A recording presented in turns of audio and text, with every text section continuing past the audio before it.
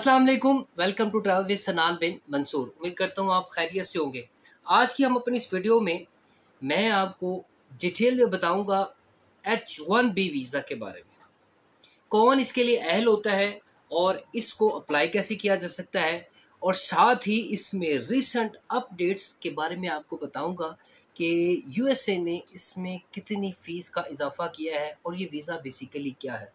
पाकिस्तान में क्या लोगों पर इसका असर होगा, जो चेंजेस आई हैं, और इसके अलावा कौन से डॉक्यूमेंट्स रिक्वायर्ड हैं और ये किस तरीके से काम करता है, इसमें आप क्या कर सकते हैं, इसमें फ्यूचर क्या है यूएसए में, ये सारी चीज़ें आज की हम अपनी इस वीडियो में डिस्कस करेंगे।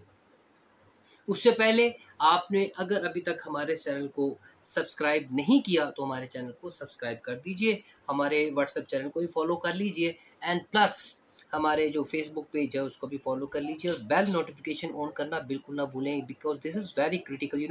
When ever I upload some important information, you should get notified that this information is very important. अच्छा जी, बात ये है कि आजकल बड़े चर्चे हो रहे हैं H1B वीज़ा के बारे में कि डोनाल्ड ट्रंप ने इसकी वीज़ा फीस बढ़ा दी है, जो कि $1 लाख कर दिया। अच्छा, सबसे पहले आपको ये पता होना चाहिए कि ये वीज़ा है क्या, क्या पाकिस्तानी इसके लिए एलिजिबल है और इसका सबसे ज़्यादा असर किसके ऊपर होगा। आपको बताता चलूँ कि ये वीज़ा क्या है। सबसे पहले इसके बारे में देते हैं। ये एक ऐसा वीज़ा है जो यूएसए में ऐसे लोगों को दिया जाता है जो कि आईटी से रिलेटेड हो, और प्लस आईटी से या उनके पास कुछ ऐसा स्किल हो जिसमें वो यूएसए में अपनी कंट्रीब्यूशन जो है ना, वो इकॉनमी में अपनी कंट्रीब्यूशन दे सके।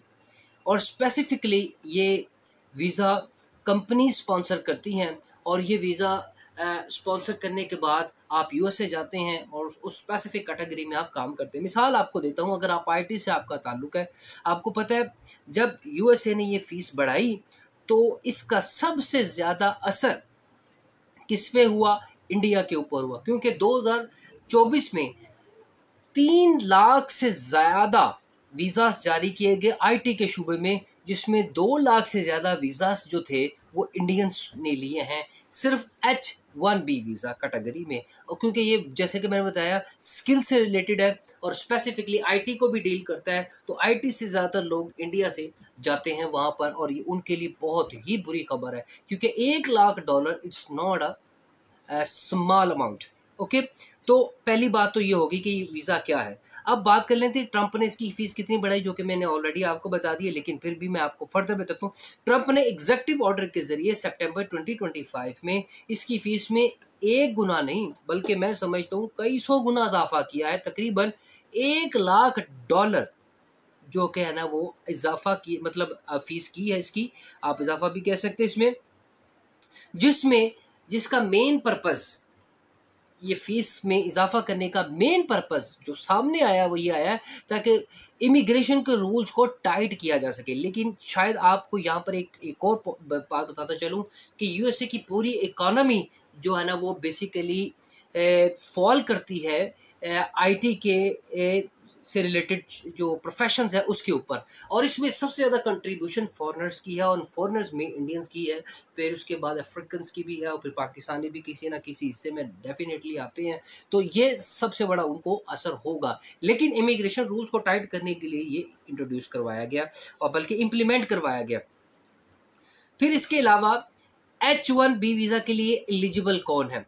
सबसे पहले आपके पास एक जॉब ऑफर होना चाहिए कि कंपनी आपको स्पॉन्सर कर रही है, पहली बात। दूसरी बात, आपकी किसी एक ऑक्यूपेशन में स्पेशलिटी होनी चाहिए, आपकी क्वालिफिकेशन इस लेवल की होनी चाहिए कि आपने किसी एक ऐसी फील्ड में स्पेशलाइजेशन किया हो जिसमें आप H1B वीज़ा कैटेगरी में आप फॉल करते हैं। इसके अलावा आप के पास एम्प्लॉयर स्पॉन्सर, ठीक है, कि वो आपको परमिशन दे रहा है, आपका एक्सपेंसेस सारा बेयर कर रहा है, आपको बुला रहा है, वो आपके पास उसका प्रूफ होना चाहिए। उसके बाद USCIS को पिटीशन को वो दायर करेगा, कौन? एम्प्लॉयर दायर करेगा कि मैं इस बंदे को बुला रहा हूँ। फिर उसके बाद कैप या एग्जामिनेशन H1B वीज़ा के सालाना जो कोटा होता है उसके मुताबिक वो तहकीकाती इदारे या कुछ गैर मुनाफा बख्श कैप एग्जाम्प्ट हो सकते हैं। इसमें ये कुछ चीज़ें एलिजिबिलिटी है, इसको आप गौर से देख लीजिए। अच्छा जी, फिर उसके बाद आगे चलते हैं। सबसे पहले अब आपने इस वीज़ा को हासिल कैसे करना है? सबसे पहले आपको बताऊँ, आपके पास एक जॉब लेटर होना चाहिए, ठीक है? जो एम्प्लॉयर आपको दे H-1B कैटेगरी में, जो आपको स्पॉन्सर करने के लिए रेडी हो। फिर उसके बाद आपके पास DOL यानी लेबर कंडीशन एप्लीकेशन LCA को फाइल करेगा। फिर LCA लाज़मी इससे पहले कि I-129 फाइल किया जाएगा एंड देन उसके बाद नेक्स्ट जो स्टेप है आपका H-1B वीज़ा का, जैसे इलेक्ट्रॉनिक रजिस्ट्रेशन, मिसाल के तौर पर USCIS की इलेक्ट्रॉनिक रजिस्ट्री में आपका इंदराज करेगा एंड देन रजिस्ट्रेशन विंडो की तारीखें हर साल USCIS जो है ना वो अनाउंस करता है। फिर इसी तरह इसकी जो फीस मुकर्रर की गई थी रूल के मुताबिक $215 मुकर्रर की, मगर नोट कर लें सितंबर 2025 की बड़ी तब्दीली के बाद इसकी जो फीस है वो आपके सामने $1,00,000, पहले $215 थी, लेकिन अब कितनी इसकी फीस कर दी गई है, $1,00,000 इसकी फीस कर दी गई है। फिर उसके बाद आपने क्या करना है, जब ये आपका ऊपर वाला सारा प्रोसेस क्लियर हो जाएगा एंड देन अगर आपकी सिलेक्शन हो जाती है तो I-129 पिटीशन फाइल की जाएगी, जिसमें ये फॉर्म में आपके जो डॉक्यूमेंट्स हैं वो अटैच किए जाएंगे और फिर उसके बाद आपकी ACWIA फ़ी और फिर फ्रॉड प्रिवेंशन फ़ी और फिर I-129 फाइलिंग फ़ी और इसके अलावा प्रीमियम प्रोसेसिंग की फ़ीस भी जो है ना वो आप सबमिट करवाएंगे, ठीक है। स्टेप नंबर 4 है जी कंसोली और वीज़ा इंटरव्यू, यानी एप्लीकेंट अगर बाहर आउट ऑफ USA है तो फिर क्या होगा कि आप अपनी सारी एप्लीकेशन के सारे डॉक्यूमेंट जो ऊपर प्रोसेस बताया उसको गैदर करेंगे। गैदर करने के बाद आप क्या करेंगे, DS-160 फॉर्म फिल करेंगे, अपॉइंटमेंट लेंगे, बायोमेट्रिक देंगे एंड देन आप इंटरव्यू देंगे। इंटरव्यू के बाद आपका जो है ना सिलेक्शन उसके इंटरव्यू में बताया जाएगा कि आपने अपना वीज़ा जो है ना वो आपको मिलेगा या फिर नहीं मिलेगा। स्टेप नंबर 5 है आपका एंट्रेंस और स्टे।